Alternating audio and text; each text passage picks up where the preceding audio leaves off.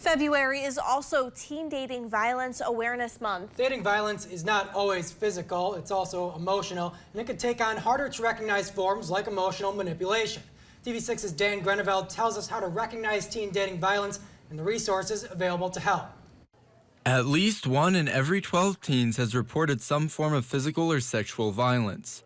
Marquette Women's Center legal advocate Ryan Burke says to look out for signs you might be in an abusive relationship, as abuse is not always physical. It's important to look out to make sure that you're, actually maintaining your own self-autonomy and you're maintaining your boundaries and staying true to yourself, and that you feel safe and secure and, free to be yourself and make your own decisions within relationships.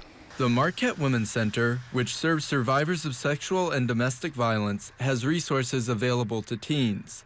Adolescent clinical therapist Nathan Zarimba says withdrawal can be a sign a teen is in an abusive relationship. If you start to see kind of like isolation, like you see them less and less, or they're just kind of around somebody more, or you kind of like, when you see them with their partner's kind of like a little controlling, a little like overreactive to small things that really feel like they shouldn't. If you find yourself stuck in a toxic relationship, Zarimba says the first step is talking to someone you trust. Just reaching out and asking for help. Find that trusted person, whether it's a parent or a guardian or somebody.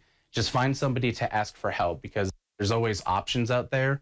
A lot of times that's the biggest thing that people in toxic relationships will feed off of, is the ability to kind of have those people feel trapped. For a list of resources, go to uppermichigansource.com or the TV6 and Fox UP mobile news app.